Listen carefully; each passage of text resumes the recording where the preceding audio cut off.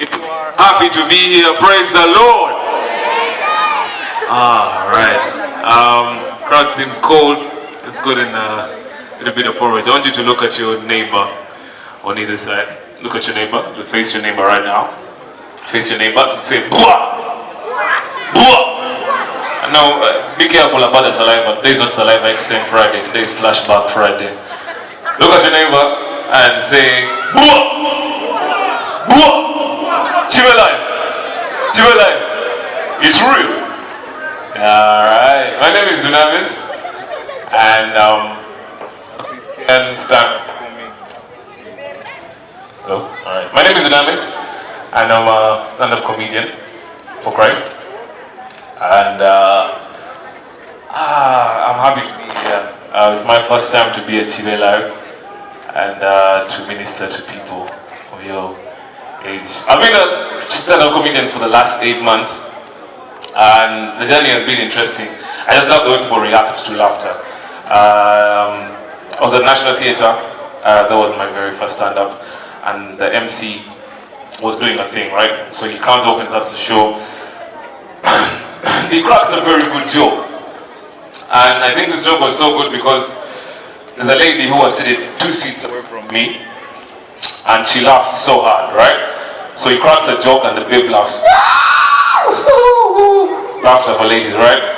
She laughs so hard that her weave falls off. Her weave got off her head and it fell off. Now, it was very funny, everyone laughed, but I felt that as a Christian, it's not very good to laugh at people who lose their hair. It's not very Christian, it's not a very good thing. So I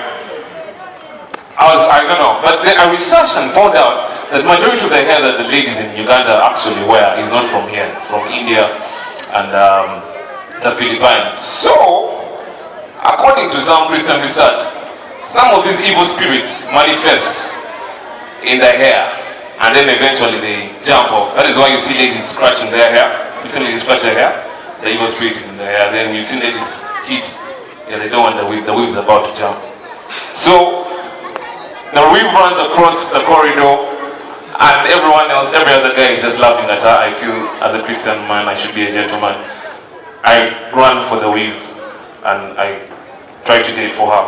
So I get the weave, and I try to talk to it, because it would talk. So I lift up the weave, and this is what it says. Put me down, I want to go back to India.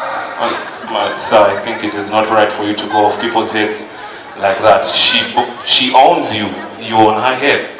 She bought me, you idiot. She bought me. She does not own me. I need to go back to India. Azim, da. Like, no, I think you need. So I prayed a few things. Shankara Walala vegetable. It came back to normal, and I gave her back her weave. And when I went back to her, she was thanking me. Thank you so much for getting my weave. Thank you so much.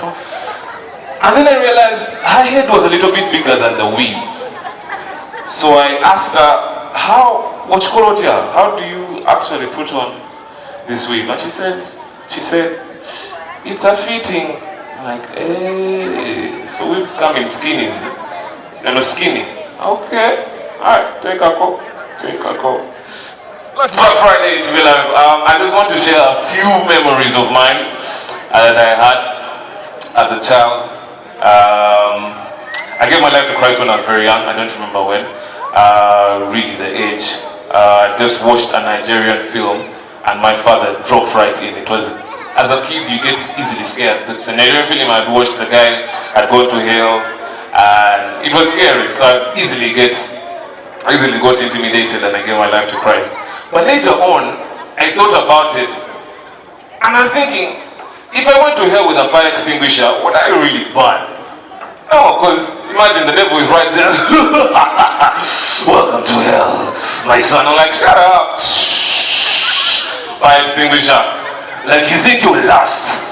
Ask your brother MJ. So Michael Jackson right there in the corner, he's now dark skinned, doing a few songs for his fellow demons. Why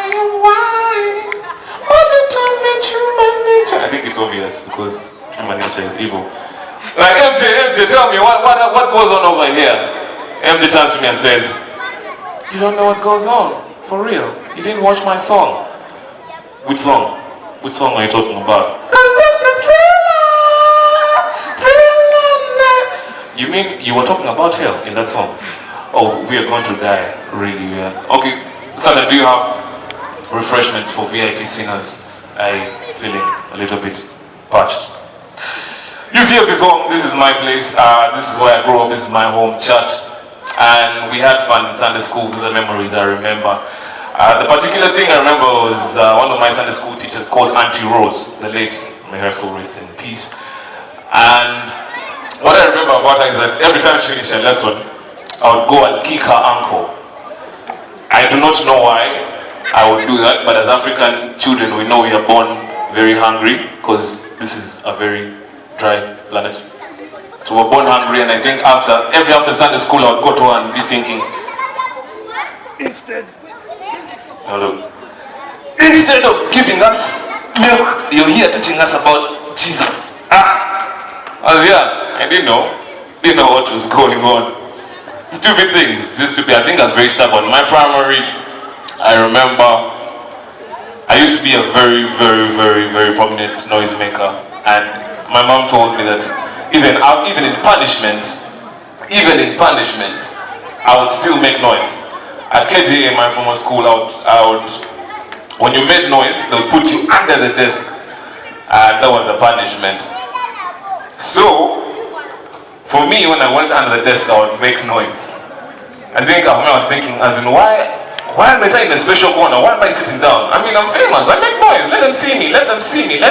Yes, I'm a noisemaker. How are you? Yes, noisemaker. You see me? Yeah, I need an award. I mean, very weird punishments. Noisemaker. Weird guy. I was a very stubborn guy. I remember another time, there's a place we used to sit where our parents used to pick us from. And there was a driveway.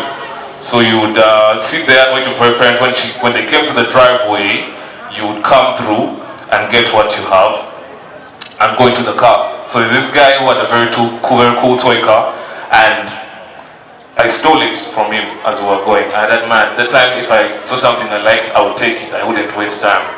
So I grabbed the thing, I earned it to the car. The next day he came back to school crying, that guy is a thief, that guy is a thief. I'm looking at him like, dude, I'm a Christian, I don't do these things. What are you talking about? No, I'm a Christian. You see me? I make a lot of noise. I don't steal. My hands are very light. Very light. I was never liked because of my stubbornness. In about P5, P6, I had a desk mate called Katrina. So Katrina comes to school when she's very sick. She puts her head on the desk. Of course, to indicate that she's sick and she's not feeling well. And break time reaches, and she stands up. I think she was coming to, I didn't know. She was coming to talk to, I didn't know. She was coming to talk to me. So she moves to me, walks to me, towards me, and I'm thinking, oh my God, I'm now becoming famous. A poor chick is coming to talk to me. Because usually they used to talk to me. I've never liked. She comes to talk to me, and I lean forward to listen to what she has to say, and then she pukes on me. And then the irony is, everyone says sorry to the chick. Like, no one says sorry to me. I'm thinking, guys, I think I am affected here. This was an accident, man. I'm injured. You puked on me. But no one says sorry to me. I go clean up the mess, and for the very first time, I felt like a restroom. No one wanted to sit with me. Wanted to talk. Felt like a restroom. And it happened, it went on in high school, and I lost my self-esteem because people did not like me. I wasn't very well disciplined. Which brings me to the point I want to make tonight, that our past lives as Christians are not very clean. And as a Christian, when you give your life to Christ, you gain a new identity. John 15 verse 5 to 9 talks about how God is the vine and we are the branches, and to bear fruit we have to stay in Him.